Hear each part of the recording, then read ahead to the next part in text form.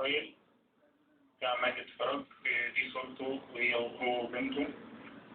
بنته حسب ما قال لي بتدرس في أمريكا، بتدرس هندسة ورايح يحضر التخرج بتاعها. طبعا هو قال اسمها وتفاصيل كتير، وإن هي مقدمة في جامعات في بريطانيا وأمريكا عشان تكمل دراسات عليا ولسه ما قبلوهاش يعني. هنا طبعا ده الصورة اللي في البروفيل هي نفس الصورة اللي في الشات بوكس زي ما احنا شايفين. هنا طبعا في الكلام بيحذف الفيسبوك، بيحذف كل فترة الكلام. اما الكلام بيكتر بيحذف جزء من الكلام اللي في الاول. فهو هنا بيكمل الكلام، بيقول لي طبعا بنتكلم عن العرب وكده، بيقول لي انا بلعن ابو العرب على الهوا، يعني مش فارقه معايا ان هو يبقى حسن الهدايه او لا. بقول له واحنا كمان طبعا مش عرب، بيقول لي دي من اساسيات فكري. طبعا اتكلم هنا ان سيدنا ابراهيم ملوش دليل علمي ان احنا عرب او وجوده حتى.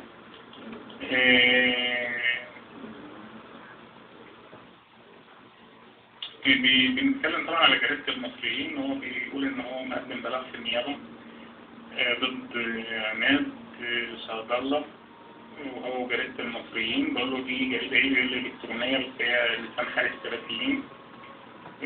طبعا هي حسب ما سمعت ملهاش علاقة بالسلفيين، هي ممكن تكون النسخة الإلكترونية جريدة الشعبي، والله أعلم برضه مش متأكد. هو هنا برضه سوري ما كانش دكتور إيه اللي ملوش أساس علمي.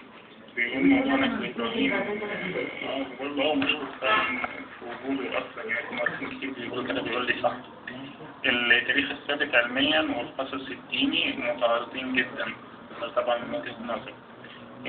بقول له طيب هو غبي للدرجة ديت يا دكتور يشتم ويدخل في قضية سب وقذف وألفاظ خارجة؟ وبعدين حتى شخصية حاتم الهلالي ما حدش يقدر يعترض عليها. طبعا ده على أساس إن اللي بيتكلموا شخصية ملحدة زيه أو يعني علمانية. فبيقول هو فعلا غبي، لأن بقول له ده كله كلام علمي موثق يعني. فبيقول لي مفيش، فبيقول لي تلميذي على حسن الهلالي. بيقول مفيش حاجة ما فيهاش. بيقول مفيش حاجة فيها مش موجودة في مراجع كتير جدا وأكيد على مستوى العالم. طبعا بلمح للإلحاد، يعني هو ممكن يكون في انتقام يا دكتور أو كده، أو عايز يفركش الحزب ويعمل قلق علشان الانتخابات مثلا، ولا قصده إيه مش فاهم. فبيقول الهلالي مفيد للحكومة، يعني شخصية حسن الهلالي. طبعا واضح هنا أهوت الهلالي مفيد للحكومة اللي مش قادرة تقول حاجات كتير بصراحة. لا خالص، طبعا بيرد على أساس السؤال اللي بقوله عشان الانتخابات. هو مش على المستوى ده خالص، هو مالوش علاقة يعني بموضوع الانتخابات وكده. بصراحة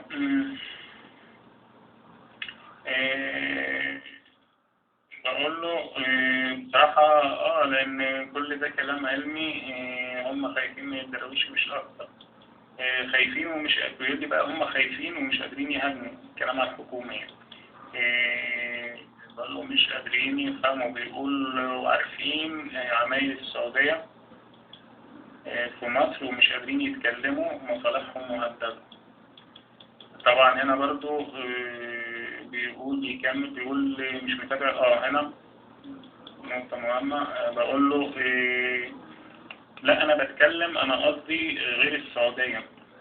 واضح هنا الصورة.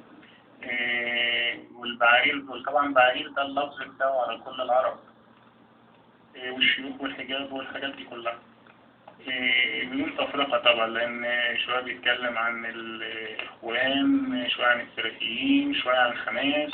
كل بيلبس عمة جبة وقفطان، كل المشايخ يعني قاعد بينشر كراهية طول ما هو ماشي لكل الرموز الإسلامية. بقول له لا طبعا انا بتكلم، انا قصدي غير السعودية والبعير دول، انا بتكلم، انا الكلام بتاع حسن الهلالي علمي. انا بتكلم ان الكلام بتاع حسن الهلالي علمي، وحضرتك بتقول انه تلميذك، يعني كل الكلام علمي وموثق. هنا دي نقطة مهمة جدا. بيقول لي مش متابع كل كلامه، بس هو حريص قوي ما يخرجش عن الخط. فطبعا بنكمل، فطبعا بكمله، فبيقول لي اشكرك على مجاملتك، انا حاليا في امريكا، لكن سبت الاوراق للمحامي في مصر قبل السفر. بقول له مش مجاملة طبعا دي علامة. المهم بنتكلم عن الإلحاد، فبرضه بيقول لي مش مهم تتأكد من وجود ربنا أو لأ، وما تخافش من التفكير. فبقول له عايز أدردش مع حضرتك كتير لما ترجع، فبيقول لي أوكي والحاجات دي كلها. طبعا هنا بقى بيحاول ما يفيق يدخل في التبشير، خصوصا ان القمني بقى يعني المفروض كلامه بيهيأ ان الرسول عليه الصلاة والسلام كذاب ومنافق وشاذ وحرامي ونصاب، بنفس التعبير اللي موجودة في كلامه او في كتاباته بطريقة غير مباشرة، وده فيها مقالات كتير جدا انا كاتبها طبعا.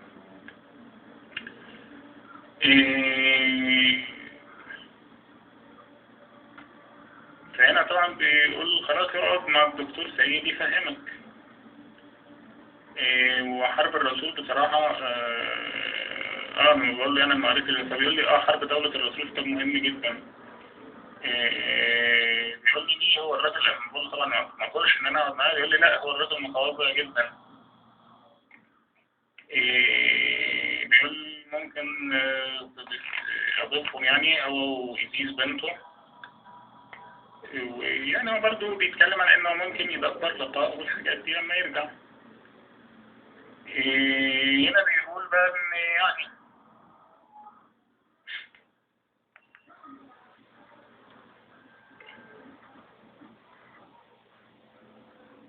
طبعا بيسأل عن الاسم والعنوان وعايز يتأكد من كده. طبعا اكيد حريص يعني.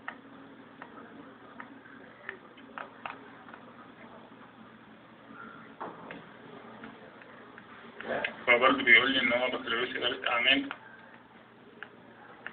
ازاي بقى موضوع التأريخ ده مش فاهم.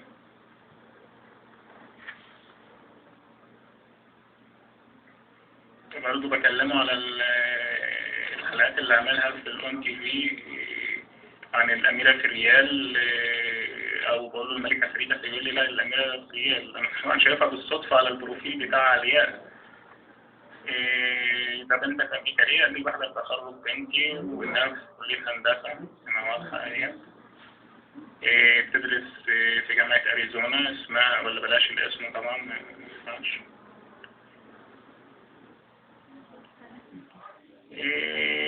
بقول له لا دي يعني دي هتكمل وكده، بقول له لا وكمل دي كده يعني ترجع تمسك كويس وزرا بقى. يقول لي لا ما لهاش في الموضوع ده، احنا ما بنسمعش المناسب الحكومية والكلام ده كله. يقول هي مقدمة في نيويورك وفي لندن، ولسه ما ردوش عليها. طبعا بقى الكلام مجاملات، وهو طبعا قاعد طبعا بيستعرض بقى قدراته العلمانية والثقافة، وبيبث السموم بتاعته طبعا يعني.